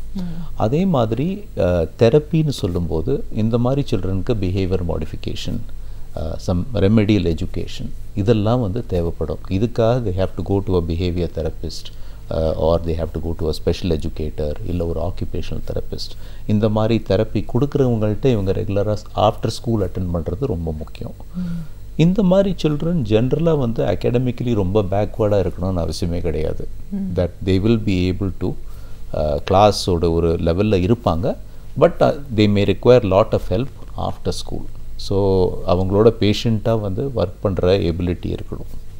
சாய்ஸ் ஆஃப் மெடிசன் நாங்கள் எப்படி வந்து வி டிசைட்னா, இஃப் அ தெரப்பிஸ்ட் வந்து எங்களால் இவங்களோட வேலையே பண்ண முடியாது, அந்த அளவுக்கு அவன் ஹைப்பர் ஆக்டிவாக இருக்கான், டிஸ்ரப்டிவாக இருக்கான் அப்படின்னு சொல்லும்போது கண்டிப்பாக அந்த சைல்டுக்கு மெடிகேஷன் மே பி ரெக்வயர்ட். அவன் கொஞ்சம் குவைட் அண்ட் டவுன் பண்ணினா தான் அந்த child will be able to participate in therapy. So that's one way. நாங்கள் டீமாக ஒர்க் பண்ணும்போது that's one way of deciding whether a child needs medication or not. இந்த மாதிரி சிச்சுவேஷன் எல்லா சிச்சுவேஷன்லேயும் வந்து மூளையோட கண்டிஷன் என்ன, பிரெயின் நல்லா ஒர்க் பண்ணுதா, பிரெயினில் வந்து பிரெயின் ஆக்டிவிட்டியில் நிறைய டிஸ்டர்பன்ஸ் இருக்கா, bodily disturbances, thyroid, metabolic symptoms இந்த மாதிரி தான் இருக்கா, இதெல்லாம் வந்து நம்ம ஆராய்ச்சி தெரிஞ்சுக்கிறது ரொம்ப முக்கியம். ஏன்னா treatment also is affected by that knowledge. அதை தெரிஞ்சுக்கிட்டு தான் நம்ம வந்து ட்ரீட்மெண்ட் பிளான் பண்ணுறோம். ஸோ ஒரு தரோ evaluation, psychological evaluation, intelligence evaluation, blood tests, brain scans, EEG இதெல்லாம் வந்து many of these children will require to understand what needs to be done. Okay, autism அப்படிங்கிறது என்ன, இந்த பாதிப்பு வந்து எப்படி ஏற்படுது, இதை நம்ம ஐடென்டிஃபை பண்ணுறதுக்கே அந்த ஸ்டேஜில் இருந்தே நம்ம ஒரு டாக்டரை கன்சல்ட் பண்ண வேண்டிய அவசியம் என்ன? ஸோ நீங்கள் ஆட்டிசம்னு பார்த்தீங்கன்னா இப்போ அதை பற்றி நிறைய ஒரு பேச்சுள்ள ஒரு கண்டிஷன். அது கவர்மெண்ட் ஆல்சோ அதை வந்து ஒரு மேஜர் டிசபிலிட்டியாக இப்போ ரெக்கக்னைஸ் பண்ணுறாங்க. ரிசர்ச்சில் என்ன தெரிய வருதுன்னா, ஆட்டிசம்க்கு வந்து நிறைய பிரெயின் இன்வால்மெண்ட் இருக்கிறது தெரிய வருது.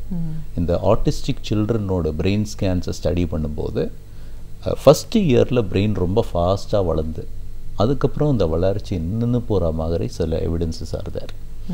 அதே மாதிரி சில பயாலாஜிக்கல் ஃபேக்டர்ஸ், ஜெனட்டிக் ஃபேக்டர்ஸ் இதெல்லாம் வந்து ஆட்டிசமில் அசோசியேட் ஆகிருக்கு. மோஸ்ட் ஆஃபன் இந்த ஆட்டிசம் ஹிஸ்ட்ரி நீங்கள் எடுத்து பார்த்தீங்கன்னா ஒரு 2 வயசு 2.5 வயசு வரை அந்த குழந்தைக்கு எந்த ஒரு பிரச்சனையும் இருந்திருக்காது. அந்த ஸ்டேஜில் தான் வந்து அந்த child starts to show these features. என்ன ஃபீச்சர்ஸ் அப்படின்னு பார்த்தீங்கன்னா இதுவரை டெவலப் பண்ண மைல்ஸ்டோன்ஸ் கூட ரிக்ரெஸ் குறைஞ்சு போகிறதுக்கு வாய்ப்பு இருக்குது. அதே நேரத்தில் language development, communication, socialisation, emotional expression அப்படின்னு சொல்லுவோம். தட் இஸ் லாங்குவேஜ் வளர்ச்சி. நம்ம சாதாரணமாக ஒரு குழந்தை வளர லாங்குவேஜ் இம்ப்ரூவ்ஸ். நியூ வேர்ட்ஸை கற்றுக்கும், அந்த வேர்ட்ஸை யூஸ் பண்ண கற்றுக்கும், சென்டென்சஸ் பண்ண கற்றுக்கும். அதில் பாதிப்பு. இமோஷன் காமிக்க கற்றுக்கும், சோஷியலைஸ் பண்ண கற்றுக்கும், கம்யூனிகேட் பண்ண கற்றுக்கும்.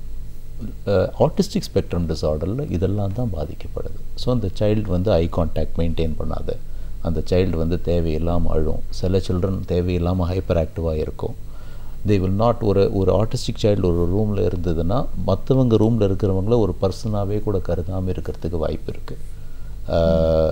நீங்களும் இந்த சேரும் ஒன்று தான் அந்த குழந்தைக்கு. இட் டஸ் நாட் அந்த ஹியூமனுக்கும் இன்ஆனிமேட்டுக்கும் அதை வந்து டிஸ்டிங்விஷ் பண்ணுறதுக்கு இல்லை டிஃப்ரென்ஷியேட் பண்ணுறது அந்த குழந்தை கஷ்டப்படுது.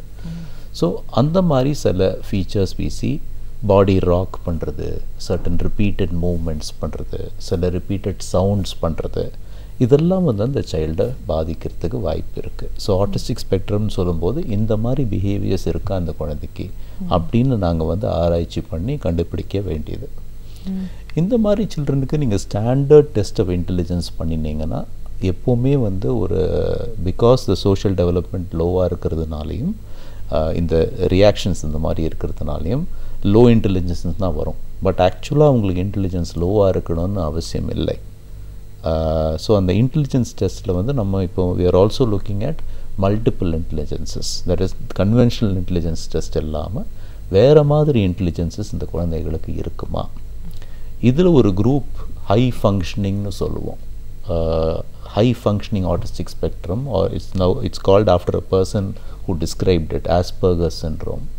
அந்த மாதிரி சில்ட்ரனுக்கு you may even find சில ஏரியாஸில் they overperform. So நம்பர்ஸில் they may have a great skill for numbers. Music they may have a great skill. Art they may have a great skill.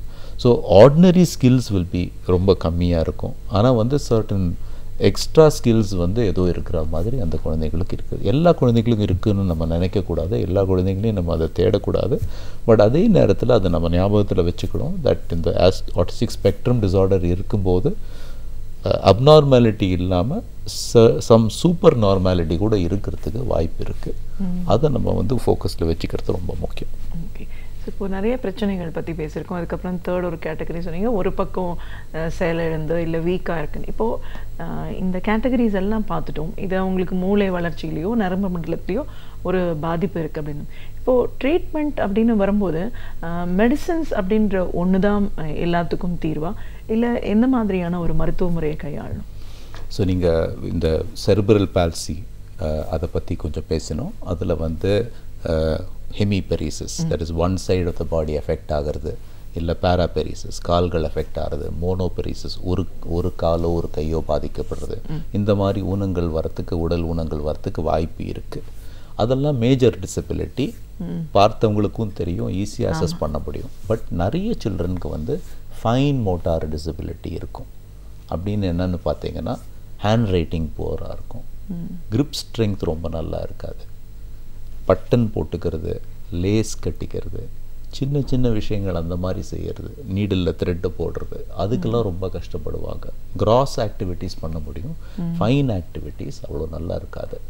அந்த children வந்து கிளம்ஸியாகவும் இருக்கும். That is கொஞ்சம் ஒரு claim பண்ணுன்னு சொன்னால் கொஞ்சம் கஷ்டப்படுவாங்க, ரன் பண்ணுன்னு சொன்னால் அவ்வளோ ஃபாஸ்ட்டாக ரன் பண்ண முடியாது மற்ற சில்ட்ரன் மாதிரி. ஸோ லிட்டில் பிட் கிளம்ஸினஸ், திங்ஸை ட்ராப் பண்ணுறது, இது வந்து நாங்கள் வந்து மினிமல் பிரெயின் டிஸ்ஃபங்க்ஷன் ஓல்ட் டேஸில் சொல்லுவாங்க. இந்த மாதிரி சில்ட்ரன் நிறைய பேர் வந்து ரெகுலர் ஸ்கூலில் இருப்பாங்க, ஆனால் அவங்களுக்கு கொஞ்சம் அடிஷ்னல் ஹெல்ப், அடிஷ்னல் சப்போர்ட் வேண்டி இருக்கும். ட்ரீட்மெண்ட்டுன்னு நீங்கள் பார்க்கும்போது நீங்கள் வந்து இந்த ஒரு டொமைனுக்கும் ட்ரீட்மெண்ட் தனியாக தேவைப்படும். ஸோ மெடிசனோட ரோல் என்னன்னு நீங்கள் பார்த்தீங்கன்னா, மெடிசன் வந்து அட்டென்ஷனை இம்ப்ரூவ் பண்ணலாம், மெடிசன் வந்து பிஹேவியரை ஸ்டெபிலைஸ் பண்ணலாம். பட் ஸோ மெடிசன் வந்து நான் எப்போவுமே பேரண்ட்ஸ் சொல்லுவேன், ஒரு உடஞ்ச கைக்கு நம்ம பிளாஸ்டர் காஸ்ட் போடுறோம். அந்த பிளாஸ்டர் காஸ்ட் என்ன பண்ணுது, உள்ளே போய் அந்த போன்ஸை வந்து ஒன்றும் சரி பண்ணலை. அந்த போன்ஸ் சரியாகிறதுக்கு வெளியிலேருந்து நல்லா ஒரு டைட்டாக பிடிச்சி வச்சுக்குது. அதே மாதிரி மெடிசனோட ரோல் அந்த மாதிரி ஒரு கண்ட்ரோல், ஒரு ஸ்டெபிலிட்டி கொண்டு வரதுக்கு தானே ஒழிய நம்ம வந்து மெடிசன்னால் எல்லாம் சரியாக போகுது அப்படின்னு இந்த மாதிரி கண்டிஷன்ஸில் நம்ம நினைக்கக்கூடாது. That is different from say depression. சில்ட்ரனுக்கும் டிப்ரெஷன் வரலாம். டிப்ரெஷனில் medicines can help to a very great extent. மெடிசன்னாலேயே நம்ம க்யூர் ஆகிறதுக்கு வாய்ப்பு இருக்குது. பட் இந்த மாதிரி கண்டிஷன்ஸில் மெடிசனோட role is only stability. Each சைல்டுக்கு மெடிசன் தேவையான நம்ம ரொம்ப கேர்ஃபுல்லாக அனலைஸ் பண்ணி தெரிஞ்சுக்கிறது ரொம்ப முக்கியம். தேவையில்லாமல் எல்லாருக்கும் மெடிசன் ப்ரிஸ்கிரைப் பண்ணுறதும் நல்லதில்லை. அதே நேரத்தில் மெடிசனே கொடுக்கக்கூடாதுன்னு சில பேர் ஒத்த காலில் நிற்பாங்க, அதுவும் நல்லதில்லை. சரிங்களா? தேவை இருந்தால் கொடுக்கணும். என்ன மாதிரி மெடிசன் தேவையோ அதை கேர்ஃபுல்லாக திங்க் பண்ணி we have to prescribe. தெரப்பீஸ்னு நீங்கள் சொல்லும்போது ஃபிசிக்கலி பாதிக்கப்பட்ட குழந்தைங்களுக்கு physical therapy is required. Physiotherapy ரெகுலராக கொடுக்கறது ரொம்ப முக்கியம். அதுவும் இந்த செர்பல் பால்சி, இந்த ஃபைன் மோட்டார் டிசபிலிட்டி அந்த மாதிரி சில்ட்ரனுக்கு கொடுக்கறது ரொம்ப முக்கியம். அதை விட்டுறக்கூடாது. அதே மாதிரி occupational therapy is extremely important. எப்போனா இந்த ஃபைன் மோட்டார் ஸ்கில்ஸ் பாதிக்கப்படும் போது, இல்லை ஒரு குழந்தை வந்து சாதாரண ஆக்டிவிட்டீஸ் எப்படி செய்யணும் அப்படின்னு தெரியாமல் இருக்கிற ஒரு குழந்தைக்கு கற்றுக் கொடுக்கறதுக்கு அந்த occupational therapy is very important. Occupational therapy also results in some changes in behaviour, daily ஆக்டிவிட்டீஸில் இம்ப்ரூவ்மெண்ட், இதெல்லாம் வந்து அதில் கொண்டு வர முடியும். பிஹேவியர் மாடிஃபிகேஷன்னு சொல்லும்போது இட் இஸ் நாட் ஜஸ்ட் அந்த தெரப்பிஸ்ட் அந்த சைல்டோட வேலை பண்ணுறது மட்டும் இல்லை. ஏன்னா அந்த தெரப்பிஸ்ட் வந்து ஒரு வாரத்தில் 2 நாளோ 3 நாளோ அந்த சைல்டை பார்க்க போகிறாங்க, அதுவும் ஒன்றா இருக்குது. அதனால் அந்த தெரப்பிஸ்டோட impact is only to a certain level. அந்த தெரப்பிஸ்டோட அந்த ஸ்கில்ஸ் அந்த it has to be passed on to a mother or to a father or to a grandmother. அந்த ஸ்கில்லை நம்ம ட்ரான்ஸ்ஃபர் பண்ணி அந்த same methods to be followed at home, அது அந்த structure to be brought in, அது ரொம்ப முக்கியம்.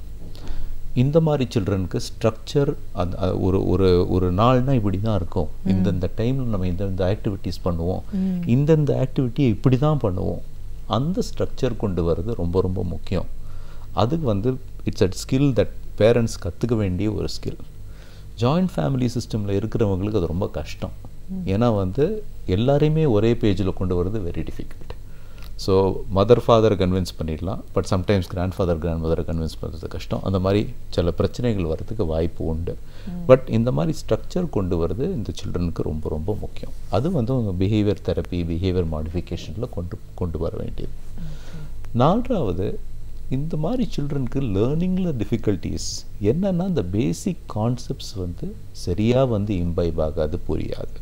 ஸோ அந்த பேசிக் கான்செப்ட்ஸ் நல்லா தெரிஞ்சுக்கிறதுக்கு, அந்த லேர்னிங் டிசபிலிட்டியை ஓவர் கம் பண்ணுறதுக்கு remedial education are special education methods and have to be used. நீங்கள் சர்டன் ஸ்கூல்ஸ் போகிறீங்க, இன்க்ளூசிவ் ஸ்கூல்ஸ்னு சொல்லுவாங்க, மெயின் ஸ்ட்ரீம் ஸ்கூல்ஸ் இல்லை ஸ்பெஷல் ஸ்கூல்ஸ், அதில் இதெல்லாம் ஓரளவுக்கு எல்லாமே அவைலபிளாக இருக்கும். பட் ரெகுலர் ஸ்கூலில் போகிற குழந்தைக்கு இந்த மாதிரி ரெமெடியல் எஜுகேஷன் தனியாக நம்ம வந்து சோர்ஸ் பண்ணி கொடுக்க வேண்டியிருக்கும். ஏன்னா வந்து ரெகுலர் ஸ்கூலில் அந்த கான்செப்ட்ஸ் அவங்க அந்த விதத்தில் ஃபாலோ பண்ண மாட்டாங்க, தில் கோ பை சிலபஸ். ஸோ அந்த மாதிரி ஒரு தெரப்பி, ஸ்பெஷல் எஜுகேட்டர்ஸ் தெரப்பி ஒரு ரெமெடியல் எஜுகேஷன், அதுவும் தேவைப்படும். ஸோ இந்த மாதிரி நிறைய different treatments are required for these children.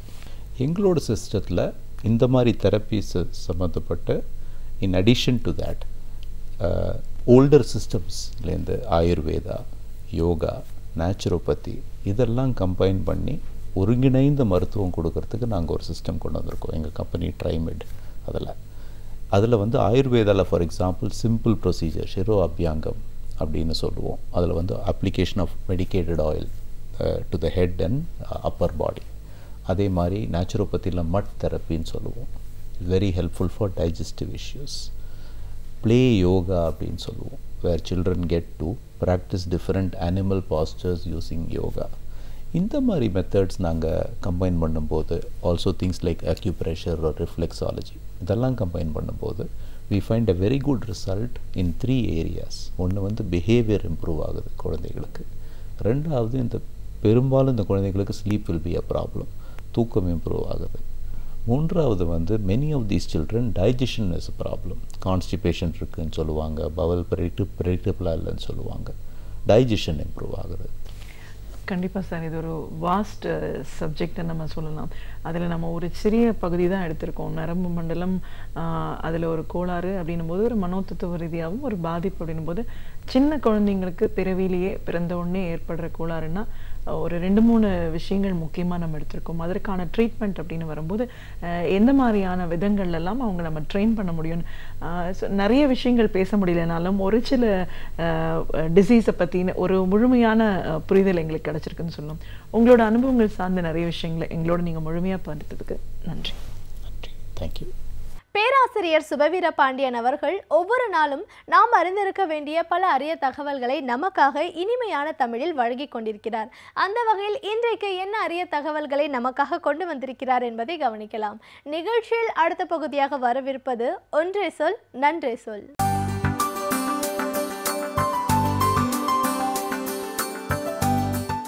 அனைவருக்கும் என் அன்பு வணக்கம். நம்முடைய சொல் வழக்குகளில் சில சொற்களை நாம் அடிக்கடி பயன்படுத்துகிறோம். ஒரே மாதிரியான சொற்களை அடுத்தடுத்து பயன்படுத்துகிறோம். அதனை தமிழில் இணை சொற்கள் என்று சொல்லுவார்கள். ஒரே சொல் மறுபடியும் வருகிற போது அதனை இரட்டை கிளவி என்றும் அடுக்கு தொடர் என்றும் இலக்கணம் சொல்லும். அது வேறு. தண்ணீர் சலசலவென்று ஓடியது என்றால் அதனை இரட்டை கிளவி என்று சொல்லும். காரணம், அந்த சல என்கிற 2 சொல்லையும் பிரிக்க முடியாது. அது இரண்டும் சேர்ந்து ஒரே பொருள். அடுக்கு தொடர் என்றால் பிரிக்கலாம், ஆனால் அதனை சேர்த்து வருகிற போது வாழையடி வாழையென அடுக்கடுக்காக என்று சொல்கிற சொற்கள் அடுத்தடுத்து வரும். 2 சொற்களையும் பிரித்தாலும் பொருள் உண்டு. ஆனால் இணை சொற்கள் என்பவை ஒரே சொல் திரும்ப வருவதல்ல. ஒரே மாதிரியான சொல் ஒன்றுக்கு பக்கத்தில் இன்னொன்று வருவது. எடுத்துக்காட்டுக்கு நாம் இப்படி சொல்லலாம். அந்த பெண் கண்ணீரும் கம்பலையுமாக வந்தாள். கடனை உடனே வாங்கியாவது கல்யாணத்தை முடிச்சிருப்பா என்றெல்லாம் நாம் வழக்கில் பேசுகிறோம். இதற்கெல்லாம் என்ன பொருள்? நாம் அறிந்து பயன்படுத்துகிறோமா அல்லது மரபு வழியாக சொல்லி சொல்லி கேட்டு நாம் அதனை பயன்படுத்துகிறோமா என்று நமக்கு தோன்றும். சைவ சித்தாந்த நூற்பதிப்பு கழகம் சென்ற ஆண்டு ஒரு நூலை வெளியிட்டிருக்கிறது. சின்ன நூல்தான், ஆனால் படித்தால் பல செய்திகள் புதிதாகவும் சுவையாகவும் நமக்கு இருக்கின்றன. தமிழ் அறிஞர் இளங்குமரனார் அவர்கள் இப்படி இணை சொற்களை எல்லாம் தொகுத்து ஒரு அகராதியாக வெளியிட்டிருக்கிறார். ஒருவனை பார்த்து கடன் உடன் கடனையோ உடனேயோ வாங்கி என்று நாம் சொல்லுகிறோமே, கடன் என்பது சரி. உடன் என்றால் என்ன? உடன் என்பதற்கு உடன் சென்றான் என்று சொன்னால் அந்த இடத்தில் பொருள் வேறு. கடனை உடனே என்று சொன்னால் இந்த இடத்தில் உடனுக்கு என்ன பொருள் என்று ஐயா இளங்குமரனார் அந்த நூலில் விளக்குகிறார். கடன் என்றால் வட்டிக்கு வாங்குவது. கடன் என்றால் எழுதி கொடுத்து வாங்குவது, ஏதேனும் ஒரு உறுதி கொடுத்து வாங்குவது. ஆனால் உடன் என்றால் வழக்கில் கைமாற்று என்று சொல்கிறோமே, அதுதான் உடன். தேவைக்கு அவசரத்துக்கு பக்கத்தில் இருக்கிறவனிடம் அல்லது ஒரு நண்பனிடம் அல்லது நெருக்கமான உறவினர்களிடம் கொஞ்சம் பணம் வாங்கிவிட்டு பிறகு தேவை முடிந்ததற்கு பிறகு நமக்கு பணம் வந்தவுடன் திருப்பி கொடுக்கிறோம். வட்டி இல்லை, எந்த விதமான எழுத்திலும் நாம் அதற்கு உறுதி கொடுக்கவில்லை, வெறும் நம்பிக்கை. அதற்கு அது கடன் என்றால் இது உடன் என்று ஐயா இளங்குமரனார் விளக்குகிறார். கடனை உடனே வாங்கி கல்யாணத்தை செய் என்றால் வேறு வழியில்லை என்றால் கொஞ்சம் வட்டிக்கு வாங்கு. எல்லாவற்றையும் வட்டிக்கு வாங்கினால் தாங்க முடியாது. எனவே கொஞ்சம் கைமாற்றாகவும் வாங்கிக்கொள் என்பதைத்தான் பெரியவர்கள் அப்படி சொல்லுகிறார்கள் என்கிறார். கண்ணீரும் கம்பலையுமாக அந்த பெண் ஓடி வந்தாள் என்றால் கண்ணீரோடு சேர்ந்து பெரும்பாலும் கம்பலை வரும். கம்பலை மாக்கள் என்று சிலப்பதிகாரத்திலே ஒரு தொடர் இடம்பெற்றிருக்கிறது. சிறுவர்களை பற்றி சொல்லுகிற போது இளங்கோவடிகள் கம்பலை மாக்கள் என்பார். ஆரவாரம் செய்கிற, சத்தம் போட்டு கொண்டிருக்கிற சிறு பிள்ளைகளை கம்பலை மாக்கள் என்று இளங்கோவடிகள் சொல்லுவார். கம்பலை என்றால் அரற்றுதல், ஆரவாரம் செய்தல். வெறுமனே அழுதல் வேறு, சத்தம் போட்டு பேசி அரற்றி கொண்டே அழுதல் வேறு. கண்ணீரும் கம்பலையுமாக என்றால் அவள் வெறும் கண்ணீரோடு அழுகையோடு மட்டும் வரவில்லை.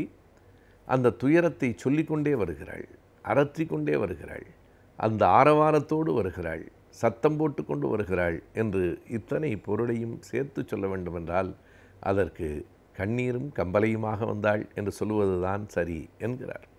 இப்படி பல சொற்கள் அந்த ஒரு நூலில் ஏராளமான இணை சொற்கள். நமக்கு இத்தனை இணை சொற்களும் இப்படி பொருளுடன் தான் பயன்படுத்தப்படுகின்றனவா என்கிற வியப்பை ஏற்படுத்துகிற சிறிய நூலாக அது இருக்கிறது. நாம் அன்றாடம் பேச்சு வழக்கிலே சொல்லுகிறோம், அவர் எங்கேயாவது கடைகண்ணிக்கு போயிருப்பார் என்கிறார்கள். கடைக்கு போயிருப்பார் என்று தானே சொல்ல வேண்டும். அது என்ன கடைகண்ணிக்கு போயிருப்பார் என்றால் கடைக்கும் கண்ணிக்கும் என்ன தொடர்பு? கண்ணி என்பது அது கன்னி என்று சொன்னால் அது பெண்ணை, திருமணம் ஆகாத பெண்ணை குறிக்கும். கண்ணி என்கிற சொல் செய்யுளில் வரும், பாடல்களில் வரும். தொடர்ச்சியாக இரண்டு வரிகளாக தொடர்ச்சியாக வருவதற்கு கண்ணி என்று பெயர். நீங்கள் அதே பொருளை இங்கேயும் பொருத்தி பார்க்கலாம். கடை என்பது தனியாக இருக்கிற ஒன்று. கண்ணி என்றால் தொடர்ந்து கடைகள் இருக்கிற இடத்திற்கு கண்ணி என்று பெயர். அந்த காலத்தில் அதற்கு சந்தை என்று பெயர். இந்த காலத்தில் சந்தையும் இருக்கிறது.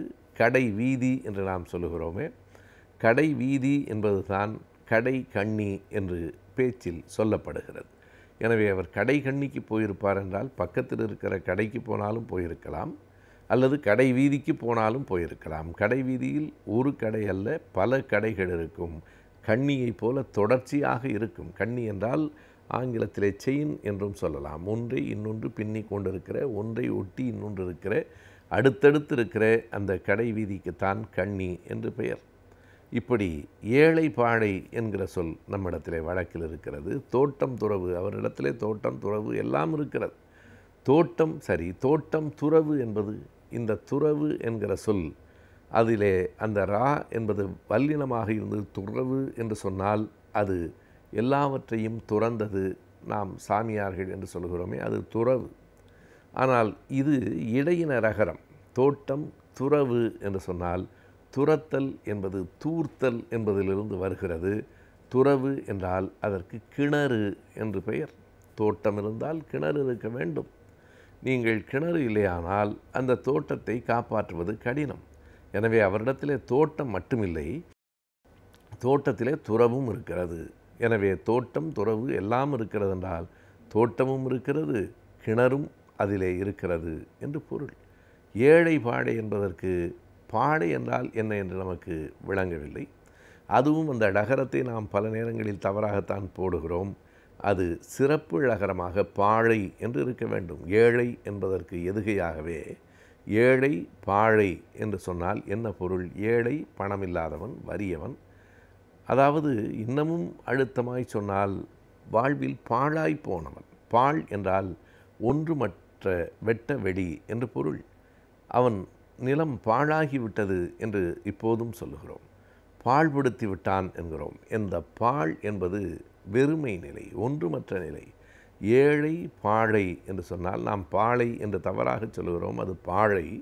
ஏழை பாழை என்றால் எளியவன், வறியவன், ஒன்றுமே இல்லாதவன், மொத்தத்தையும் இழந்து விட்டவன், பாழ்பட்டு நிற்கிறவன் என்று பொருள். இப்படி இணை சொற்கள் என்று தொகுத்து நாம் அறிந்து கொள்ள வேண்டிய நூற்றுக்கணக்கான இணை சொற்களை அந்த அகராதியிலே இளங்குமரனார் அவர்கள் தொகுத்து தந்திருக்கிறார். வழக்கில் நாம் பயன்படுத்தி கொண்டிருக்கிற சொற்கள்தான், ஆனால் அவற்றுக்கு பொருள் சொல்லுகிற போதுதான் அந்த இணை சொற்களினுடைய ஆழம், பொருள் நமக்கு விளங்குகிறது.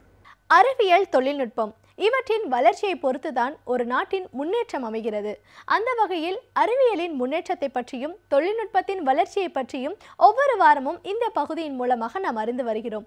அந்த வகையில் இன்றைக்கும் சில தகவல்களை நாம் தெரிந்து கொள்ளலாம். நிகழ்ச்சியில் அடுத்த பகுதியாக வரவிருப்பது ஆலோசனை நேரத்தில் அறிவியல் மற்றும் தொழில்நுட்பம்.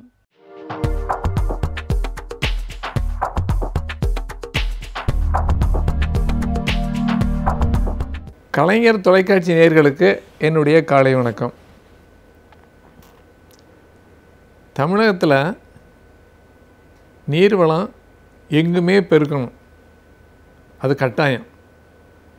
ஆனால் முக்கியமாக எங்கே நம்ம இது சென்னை ஒரு தொழில் நகரம். இங்கு எல்லா வகையான தொழில்களும் வளர்ந்து வருகின்றன. மக்கள் பெருக்கமும் அதிகம். அதனால் என்ன பண்ணோம்னா, இந்த சென்னையினுடைய நீர்வளத்தை எப்படி பெருக்கிறதுன்னு சரியான முறையில் திட்டமிடணும். இந்த சென்னையில் வந்து நம்ம தமிழ்நாட்டினுடைய மக்கள் ஆண்டு சராசரி எவ்வளவு விழுக்காடு கூடுதுன்னா, ஒரு சராசரியாக தமிழ்நாட்டுக்கு 1.38 விழுக்காடு தான் ஒரு ஆண்டுக்கும் மற்றொரு ஆண்டுக்கும் மக்கள் தொகை கூடுது. ஆனால் இங்கே எப்படின்னா 2 விழுக்காடு கூடுது. இவ்வாறு கூடுவதற்கு என்ன, இங்கு படிப்பதற்கு வேண்டிய எல்லா வசதியும் எல்லா கல்லூரிகளும் எல்லா நிலையிலும் இங்கே இருக்கிறது. அது ஒரு காரணம். ரெண்டாவது, எங்கள் தொழில் நகரமாக இருக்கணும்னா வர்றவங்களுக்கெல்லாம் வேலை கிடைக்கிது. அந்த காரணத்தினால இங்கே நீர்வளம் அந்த மக்களுக்கு ஏற்ற அளவு நாம் நீர்வளத்தை கொடுக்கணும். இப்போ இருக்கிற மக்கள், நாம் கிரேட்டர் சென்னையை சொல்லவில்லை, அந்த நம்மளுடைய நம்ம சென்னை என்று சொல்லுகின்ற அப்போ சொன்னோம் இல்லையா, அந்த சென்னை நம்ம இருக்கின்ற மக்கள் தொகை கிட்டத்தட்ட 50 லட்சம்.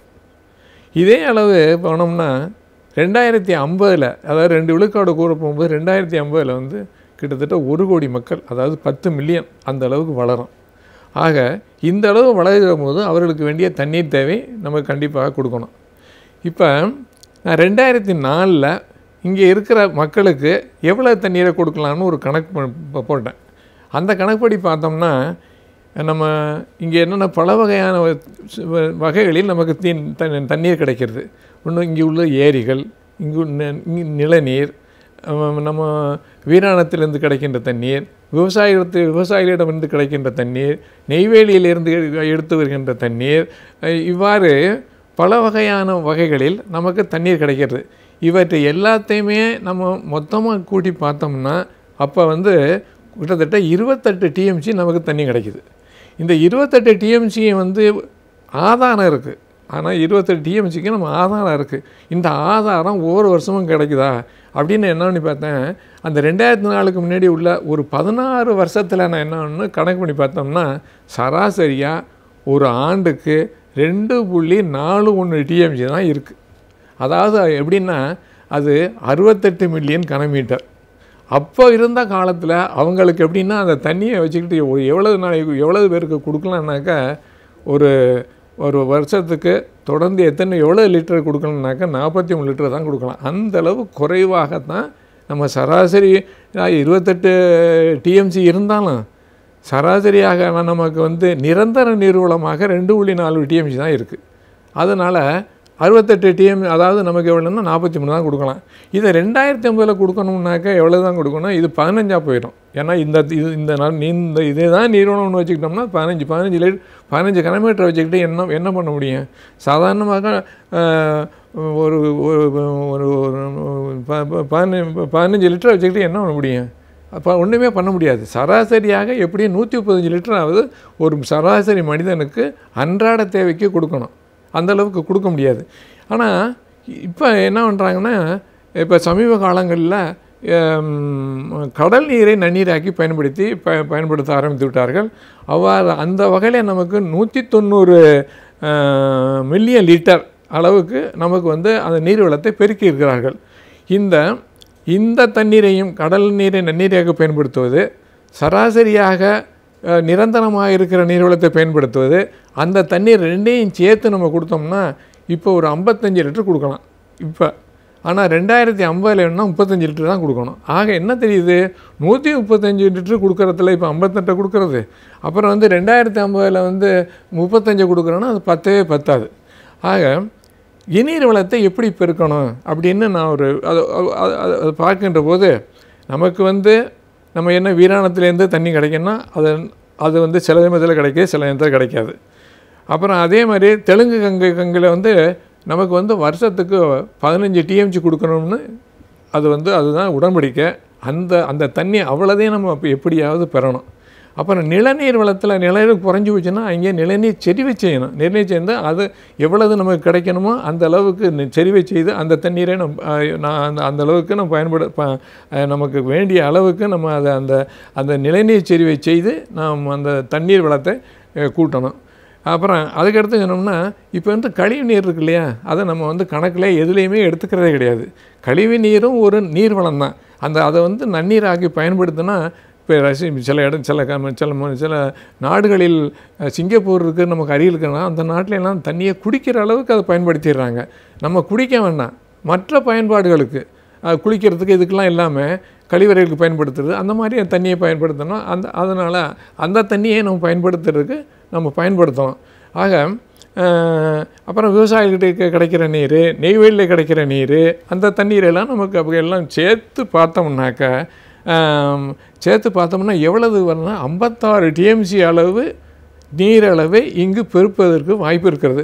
இந்த 56 TMCயை வந்து ஒரு நாளைக்கு எவ்வளவு அதை பெருக வகுக்கணும்னா கிட்டத்தட்ட 4300 மில்லியன் லிட்டர். இப்போ 4300 மில்லியன் லிட்டரை இப்போ இருக்கிற 50 லட்சம் மக்களோட பகிர்ந்துக்கிட்டாக்கா எவ்வளோ பகிர்ந்துக்கலாம்? 800 லிட்டர் ஒரு நாளைக்கு கொடுக்கலாம். ஆனால் 2050 கிட்டத்தட்ட 400 லிட்டர் கொடுக்கலாம். 135க்கு 800 கொடுக்கறது 400 கொடுக்குறது பெரிய செய்தி. ஆனால் நீங்கள் இதுக்கு என்ன நினைக்கணும்னா, எப்படி பண்ண முடியும்? பண்ணலாம், ஏன் பண்ண முடியாது? இதுக்கெல்லாம் வந்து அந்தளவுக்கு ஆக்கமும் ஊக்கமும் ஒரு தொலைநோக்கு பார்வையும் இதை கண்ணும் கருத்துமாக செய்யணும். நான் ஒரே ஒரு செய்தியை சொல்ல ஆசைப்படுகிறேன். ஆந்திராவில் வந்து போன வருஷம் இதே சமயத்தில் 140 கிலோமீட்டர் 147 கிலோமீட்டர் 4 நதிகளை 8 மாதத்தில் ஆந்திராவுடைய சீஃப் மினிஸ்டர் அந்த நதிகளை, அதாவது கோதாவரி, கிருஷ்ணா, பெண்ணார், இந்த நதிகள் இந்த நர்மதை, இந்த நதிகளையெல்லாம் என்ன பண்ணார்? இணைச்சிட்டார். அவர் இணைச்சதில் என்ன பண்ணால் 17 லட்சம் ஹெக்டேருக்கு நிலத்துக்கு பாசனத்துக்காகவும் அங்கே உள்ள மக்களுக்கெல்லாம் குடி தண்ணீர், குளிப்பறதுக்கு எல்லாத்துக்கும் தண்ணீர் வளர்த்த ஒரு 8 மாதத்தில் செய்யும்போது ஏன் நம்ம செய்ய முடியாதா? நம்ம அந்தளவு செய்யணும். அதுக்கெல்லாம் ஆக்கம் ஊக்கமும் நம்ம அதில் இது பண்ணோம். அப்புறம் இங்கே என்னென்னா, இப்போ 2015 பெருமழை பெய்தது. அதே மாதிரி 2005 பெருமழை பெய்தது. 2005 பெய்த மழையில் 25 TMC நம்ம கடலில் விட்டோம். அது வந்து 3 ஆண்டுக்கு போதும். 2015 எவ்வளோ தண்ணீரை கடலில் விட்டுருக்கோம்? கிட்டத்தட்ட 75 TMC. அது வந்து 9 ஆண்டுகளுக்கு போகும். ஆக இந்த மழையெல்லாம் நம்ம எப்பப்பெல்லாம் இதெல்லாம் இதையெல்லாம் நம்ம சேகரிக்கணும்னா இப்போ நீரின் கொள்ளளவுலாம், அந்த கொள்ளளவுலாம் இப்போ 10 வைங்களேன், அதை அகலப்படுத்தணும். அப்புறம் அதுக்கடுத்து வந்து அந்த கரையை ஒசத்தணும். அப்படின்னா ஒரு 3-4 TMCயை தேக்கலாம். அல்லது பெரிய அளவுக்கு 4 TMC 5 TMC தேக்க முடியாட்டினாலும் அந்த அளவுக்கு உள்ள நீர்நிலைகள் அமைக்கிறதுக்கு இடம் கிடையாது. அப்படின்னா அரை TMC, 1/4 TMC, 1 TMC, அந்த மாதிரி ஒரு 7-10 TMCயை இங்கே அமைக்க முடியும்னா பண்ணலாம். சில சமயங்கள் என்ன ஒன்றுன்னா, உங்களுக்கு வெள்ளாறு நமக்கு பக்கத்திலே இருக்குது. அந்த வெள்ளாறு வந்து என்னென்னா 10 வருஷத்துக்கு 20 வருஷத்துக்கு வெள்ளம் போகுது. அந்த தண்ணீரை சென்றாண்டு இப்போ 2015 அதில் வந்து ஒரு நாளில் 2 அதாவது கிட்டத்தட்ட 2.5 TMC தண்ணி போயிருக்கு. அது நமக்கு வந்து 6 மாதத்துக்கு போதும் சென்னைக்கு. அப்புறம் நமக்கு அடையாறில் மட்டும் ஒரு 2015 ஒரு நாளில் போன தண்ணி 1 லட்சம் கியூசெக்ஸு. அந்த 1 லட்சம் கியூசெக்ஸ், அதாவது ஒரு நிமிடத்துக்கு அவ்வளோதுக்கான அடி. அதை நம்ம தேக்கணும்னா கிட்டத்தட்ட 8 TMC 9 TMC, அது ஒரு வருஷத்துக்கே போதும். இந்த தண்ணியெல்லாம் இங்கே தேக்கிறதுக்கு வாய்ப்பு இல்லைன்னு வைங்களேன். நமக்கு வந்து பக்கத்தில் இருக்கிற தென் மாவட்டங்கள், காஞ்சிபுரம், செங்கல்பட்டு, இங்கே என்ன ஆகணும்னா ஒரு 10-20 TMC தேக்கிற அளவுக்கு சின்ன சின்ன ஏரியா, பெரிய பெரிய நீர்நிலைகளை அமைச்சு அங்கே கொண்டு போய் அதை தேக்கி வைக்கணும். அதாவது வீராணம் பைப்புக்கு, வீராணம் குழாய்க்கு மேற்க அதை நம்ம என்ன பண்ணலாம், நமக்கு தென்னைக்கு வேணும்னு வைங்களேன், அந்த வேண்டிய சமயத்தில் அந்த தண்ணீரை நம்ம அங்கேருந்து திரும்ப பெற்றுக்கலாம். இல்லை நிறைய தண்ணி இருக்குது அப்படின்னாக்கா அது அங்கேயே இருக்கலாம், அங்கேயே பயன்படுத்தலாம். அல்லது அடுத்த வருஷத்துக்கு நம்ம ரிசர்வ் பண்ணிக்கலாம். இன்னொன்று என்னென்னா, இங்கே தண்ணிக்கு நம்ம நிலநீரை கொடுக்குறது வந்து மீஞ்சூர், பஞ்சட்டி, தாமிரபாகெல்லாம் கொடுக்குது. அந்த இதெல்லாம் இங்கே வந்தோன்னா மீஞ்சூர் வந்து இப்போ வந்து கடல் நீரால் அதனோட உவர்நீராக போச்சு. அதனால் அதை எப்படி நீக்கணும்னா, அங்கே வந்து செயற்கை நிலநீரை செய்து நமக்கு அந்த தண்ணீரை திருப்பி நம்ம செயற்கை நீர் செய்தாக்கா கொஞ்சம் கொஞ்சமாக செயற்கை நீர்னா கடல் நீரை அப்புறப்படுத்தலாம். கிட்டத்தட்ட இப்போ 20 கிலோமீட்டர் வந்துருச்சு. இன்னும் ஒரு 10 வருஷம் போனால் இன்னும் 20-30னா மீஞ்சூர் மட்டுமில்ல, பஞ்சட்டி, தாமரப்பாக்கம் எல்லாத்தையுமே அந்த கடல் நீர் வந்து அங்கே உள்ள நிலநீரை ஊராக்கி விடும். அதனால் ஒரு தொலைநோக்கு பார்வையுடன் சென்னை மாநகரத்துக்கு எந்த வழிகளை வழிகளில் பின்பற்ற முடியுமோ அந்த வழிகளில் ஒரு 10 ஒரு 5 ஒரு 6 ஆண்டுகளில் நம்ம பண்ணணும். ஆனால் இதையெல்லாம் சில சமயங்களில் நமக்கு தண்ணியே எல்லாம் எவ்வளோ தான் பண்ணாலும் சமயத்தில் ரொம்ப சிரமம் இருக்கும். அதுக்கு ஒரே ஒரு மாற்று கடல் நீரை நன்னீரைக்கு பயன்படுத்துகிறோம். இப்போ 1190 mld நம்ம மில்லியன் லிட்டர் பண்ணுறத 500 பண்ணணும், அல்ல 1000 பண்ணிட்டோம்னு வைங்களேன். 1000 mld பண்ணிட்டோம்னாக்கா இப்போ நமக்கு கிட்டத்தட்ட 50 லிட்டர் அதுலேருந்து கொடுக்கலாம். ஈவன் 2050 உள்ள 10 மில்லியன், அதாவது 1 கோடி பேருக்கு ஒருத்தருக்கு 100 லிட்டர் கண்டிப்பாக கொடுக்கலாம். அந்த அளவுக்கு அதை கண்டிப்பாக நம்ம செஞ்சு, அதுக்கு செலவாகும், ஆனால் அதை செஞ்சு தான் ஆகணும். அப்படி செஞ்சால் தான் இந்த மாநகரத்தை நான் தண்ணீர் தட்டுப்பாட்டிலிருந்து நீக்கலாம் என்று நான் கருதுகிறேன். நம் சுற்றுச்சூழல் தூய்மையாக இருந்தால்தான் நம்முடைய சமூகம் சிறப்பாக அமையும். சுற்றுச்சூழலை நாம் எவ்வாறு தூய்மையாக வைத்துக் கொள்ளலாம், சுற்றுச்சூழலை மாசுபடாமல் எவ்வாறு காக்கலாம் என்பதை பற்றி ஒவ்வொரு வாரமும் டாக்டர் வின்சென்ட் அவர்கள் நம்மிடையே பகிர்ந்து கொண்டு வருகிறார்கள். அந்த வகையில் இன்றைக்கு என்ன தகவல்களை நமக்காக கொண்டு வந்திருக்கிறார் என்பதை கவனிக்கலாம். நிகழ்ச்சியில் நிறைவு பகுதியாக வரவிருப்பது சுற்றுச்சூழல்.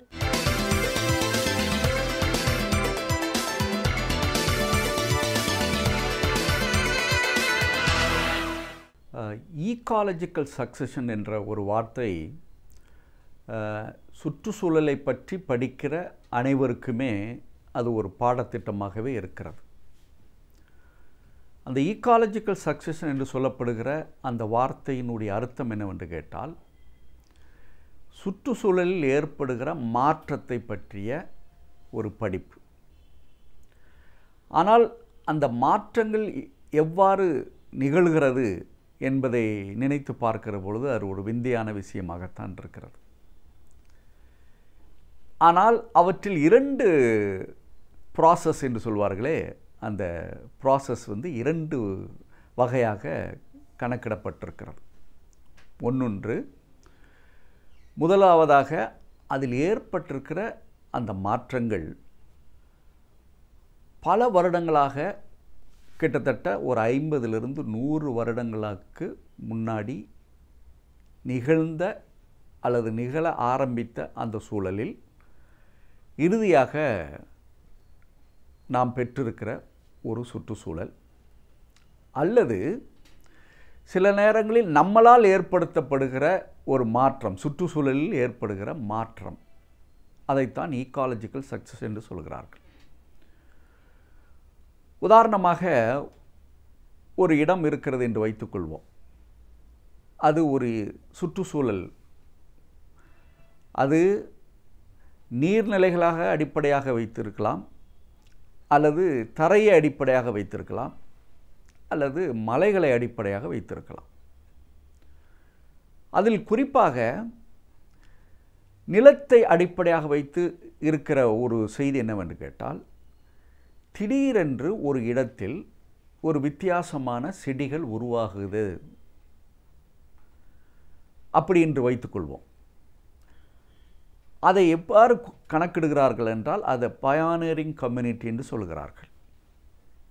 ஏன் அவ்வாறு சொல்கிறார்கள் என்றால், ஒரு நிலத்தில் திடீரென்ற முளைத்திருக்கிற ஒரு தாவரம் பின்பு அந்த இடத்தை வேறு விதமாக மாற்றப் போகிறது என்பதற்குத்தான் இந்த ப்ராசஸ் என்று சொல்கிறார்கள்.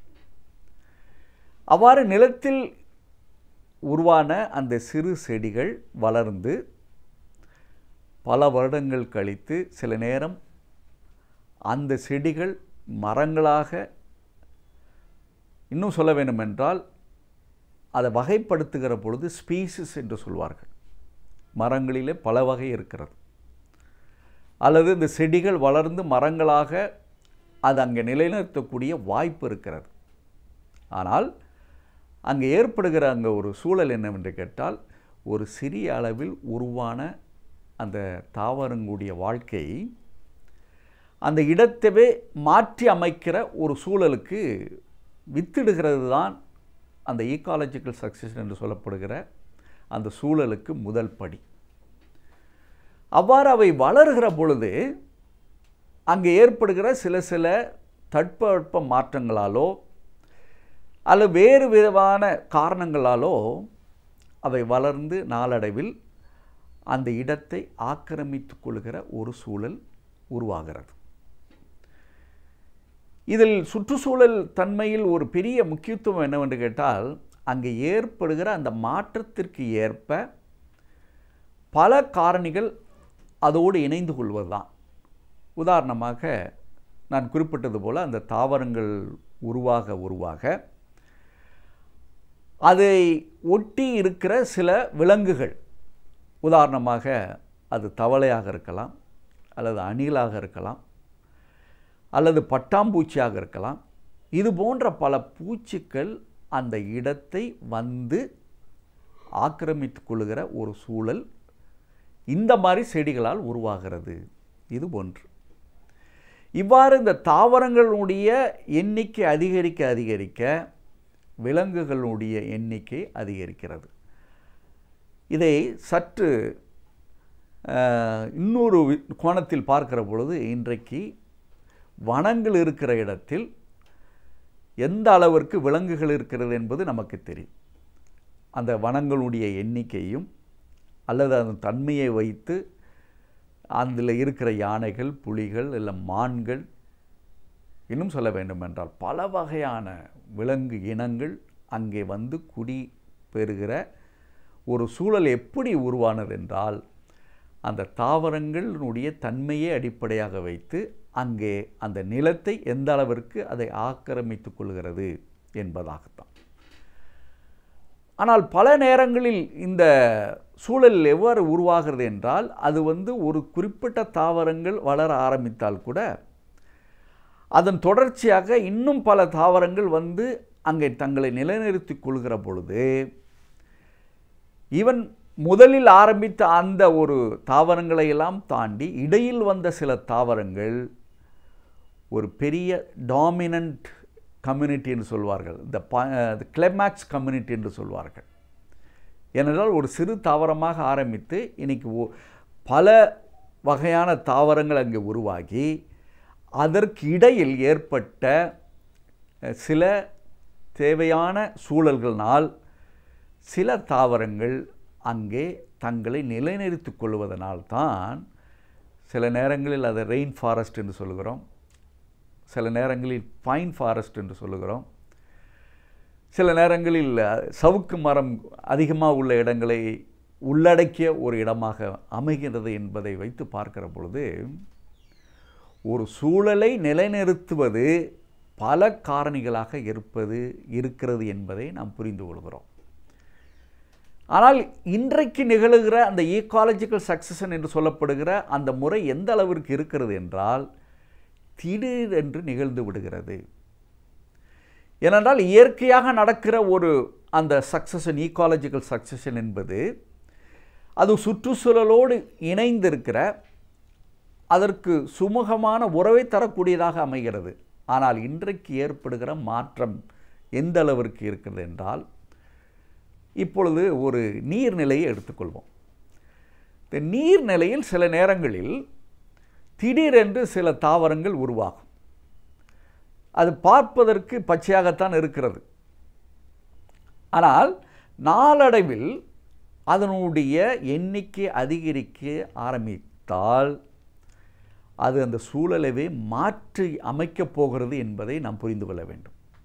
உதாரணமாக ஐகார்னியா என்று சொல்லப்படுகிற ஒரு தாவரம், ஆகாய தாமரை, ஒரு இடத்தில் உருவாகிறது என்றால் அது ஒரு நல்ல விஷயத்திற்காக வேண்டிதான். ஏனென்றால் அந்த நீர்நிலையில் இருக்கிற அந்த மாசுவை கிரகித்து கொள்வதற்காக அது உருவாகிறது. ஆனால் இன்னும் அதனுடைய எண்ணிக்கை அதிகரிக்க நாம் தெரிந்து கொள்ள வேண்டிய விஷயம் என்னவென்று கேட்டால், அங்கே பல வகையான மாசுக்கள் அந்த தாவரத்தை, அந்த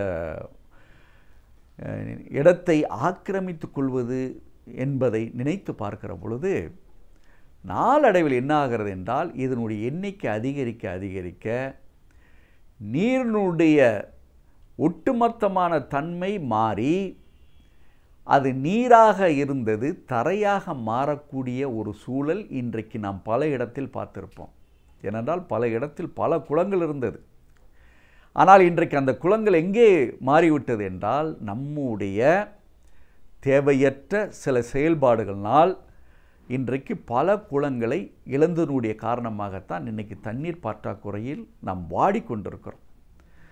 அதனால்தான் ஒருபுறம் இயற்கையாக நகர்கிற ஒரு விஷயம், மறுபுறம் நாமே அந்த ஒரு சூழலை உருவாக்கி விடுகிறோம் என்பதை பார்க்கிற பொழுது இந்த நம்மளால் செய்யப்பட்ட அந்த ஈக்காலஜிக்கல் சக்சஷன் ப்ராசஸ் என்பது, செயல்முறை என்பது நமக்கு பெரிய ஒரு பாதிப்பை தருகிறது. ஆனால் இயற்கையாக ஏற்படுகிற அந்த ஈக்காலஜிக்கல் சக்சஷன் முறை நமக்கு எப்பொழுதுமே நன்மை தரக்கூடியதாக இருக்கிறது என்பதை பார்க்கிற பொழுது இனிமேலாவது நம்முடைய நீர்நிலைகளை பாதுகாக்கிற அந்த முயற்சியில் நாம் ஈடுபட வேண்டும்.